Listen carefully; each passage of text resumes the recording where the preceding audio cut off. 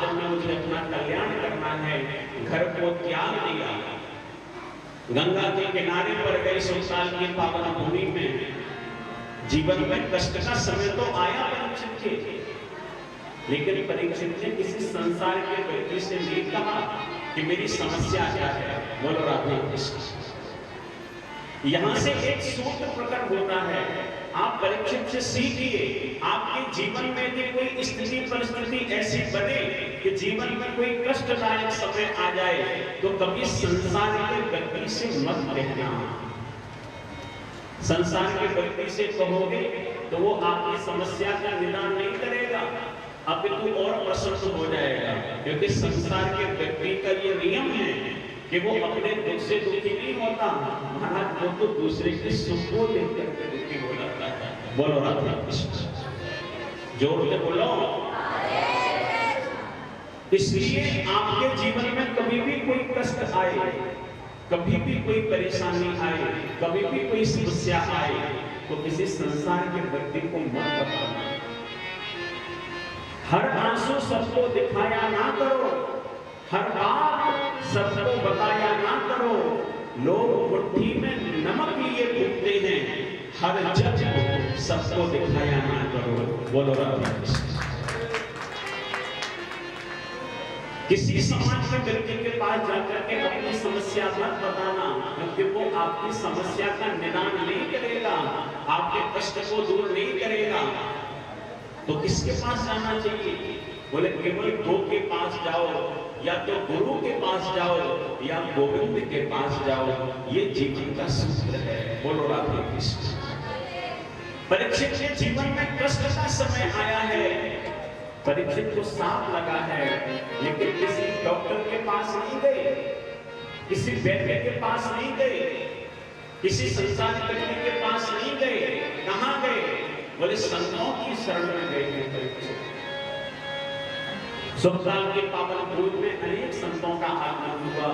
गंगा के किनारे पर महाराज और वहां संतों की शरण में जाकर के परीक्षित ने अपनी समस्या बताई कि मुझे 7 दिन में मेरा कल्याण कैसे हो, क्योंकि मुझे श्राप लग गया है, मेरे पास केवल 7 दिन है। और देखिए, गुरु की शरण में जाने से बड़े से बड़ा कष्ट भी दूर हो सकता है। रामचरितमानस में आप दर्शन करके देखिए, महाराज दशरथ के कोई संतान नहीं हुई। राजा दशरथ जो हैं, एक बार दैत्य और देवताओं का युद्ध हुआ, और जब युद्ध हुआ तो देवताओं की तरफ से दैत्यों के विरुद्ध महाराज दशरथ ने युद्ध किया। देवताओं ने बड़े श्री प्राप्त की, दैत्यों को हराया। तब से यह नियम बन गया था कि स्वर्ग में जब भी महाराज दशरथ जाते थे तो इंद्र आधा आसन महाराज दशरथ के लिए छोड़ दिया करते थे। एक बार गए थे महाराज दशरथ स्वर्ग में, देवांगनाओं का अप्सराओं का नृत्य चल रहा था। आधे आसन पर इंद्र देवता बैठे हैं स्वर्ग के आसन पर, और आधे आसन पर महाराज दशरथ बैठे हैं। जब कार्यक्रम पूर्ण हुआ, अप्सराओं का जो नृत्य था वो पूर्ण हुआ, तो अयोध्या नगरी के लिए प्रस्थान किया महाराज दशरथ ने। थोड़ी दूर आगे निकल करके आए मार्ग में, लेकिन उनका अचानक से हाथ अपने कंधे पर गया और देखा कि मेरा जो पीतांबर है, अंग वस्त्र है, वो तो स्वर्ग में ही रह गया। साथी से कहा, साथी चलो लौट करके, मेरा अंग वस्त्र रह गया है। और लौट करके जैसे कि आए तो उन्होंने देखा कि जितने भाग में, जितने आसन पर, आसन के इंद्रासन के जितने भाग में महाराज दशरथ बैठे थे, उतने आसन को धोया जा रहा था, गंगा जल से पवित्र किया जा रहा था। देख करके आश्चर्य हुआ कि जितने आसन पर मैं बैठा था उतने आसन को पवित्र किया जा रहा है। गंगा जल से ऐसा क्या हो गया? पास में ही देवर्षि नारद खड़े हुए थे और नारद से पूछा, महाराज जरा आप बताइए तो सही, जितने आसन पर मैं बैठा हूं उतने इंद्रासन को धोया क्यों जा रहा है, क्यों किया जा रहा है? तो नारद ने कहा, मैं झूठ तो बोलना आता नहीं मुझको। महाराज दशरथ, भले ही आपने देवताओं के साथ युद्ध किया था, दैत्यों को हराया था, आपका अधिकार है कि आप आधे आसन पर बैठो, लेकिन देवताओं की ऐसी मान्यता है, आपको बिठाकर सम्मान तो देते हैं, लेकिन आप नेह संतान हैं। उनका मानना यह है कि आप नेह संतान हैं और आसन पर बैठते हैं तो ये आसन अपवित्र हो जाता है। बोलो राधे कृष्ण। इस बात को जब महाराज दशरथ ने सुना, बंधुओं, उनके मन में ग्लानि हुई, क्या मैं इतना पवित्र हो गया? और वो समझो महाराज कहते हैं, एक बार भूपति मन मान, भय ग्लानि हमरे सुतेना। एक बार भूपति मन मान, भूपति मन मान, भय ग्लानि हमरे सुतेना। ग्लानि हुई महाराज दशरथ को कि हमारे घर में संतान नहीं है, रात्रि भर नींद नहीं आई है, संतान तो होनी चाहिए, ये जीवन का बहुत बड़ा कष्ट है। क्या किया जाए? क्या संसार के किसी व्यक्ति के पास जाया जाए? क्या इससे कोई दवा की बात कही जाए या पूछा जाए, कोई बात बताए, कोई नियम बताए, कोई कर्म बताए जिससे मेरे संतान हो जाए? नहीं, मैं किसी संसार के व्यक्ति के पास नहीं जाऊंगा, क्योंकि संसार का व्यक्ति तो महाराज मेरी हंसी करेगा, वो तो मेरी समस्याओं को सुन करके आनंद लेगा, मेरी भावनाओं को और कष्ट देगा, ठेस पहुंचाएगा। तो क्या किया? गुरु की हराया तुरंत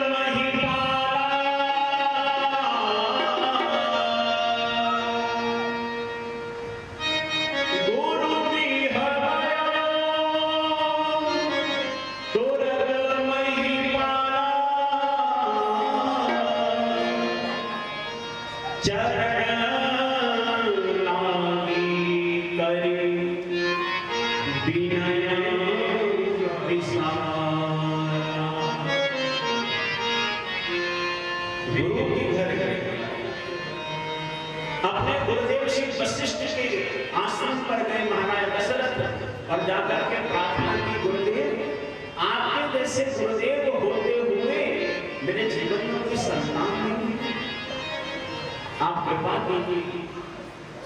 वशिष्ठ ने कहा, मैं तो बहुत दिन से ये सोच ही रहा था, मेरे जैसा गुरु है मेरा और तुम्हारे यहाँ पर कोई संतान नहीं।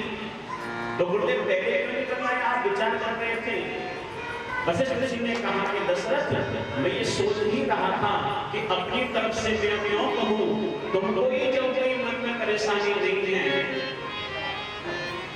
लेकिन अब तुम मेरी शरण में आए हो तो धर्म धीर वही है सुत चारे।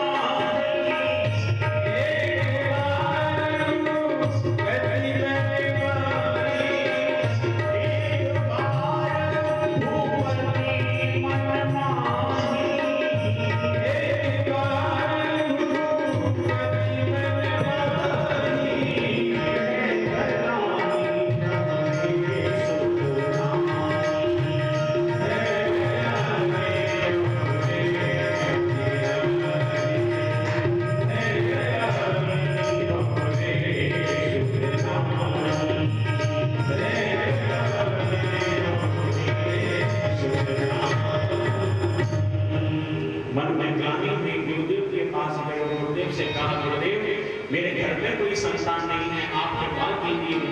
गुरुदेव को सारी बात बताई।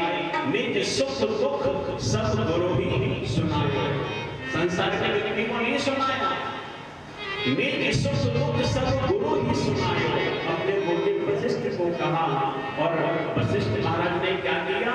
बोले कहे वशिष्ठ बहुविधि समझायो। राजा चिंता मत करो, अब हमारे जो कष्ट है मन में, हमारी संतान नहीं है, उस कष्ट को दूर करने का समय आ गया है। क्या करना चाहिए? बोले पुत्र कामेष्टि यज्ञ होगा। कौन कराएगा? बोले श्रृंगी नाम के ऋषि कराएंगे। और गुरुदेव ने निदान बताया ही नहीं, उस पर अमल करते हुए उस समय के पुत्र कामेष्टि यज्ञ के जो विशेषज्ञ थे, ऐसे श्रृंगी ऋषि को बुलाया है। श्रृंगी ऋषि वशिष्ठ बोला,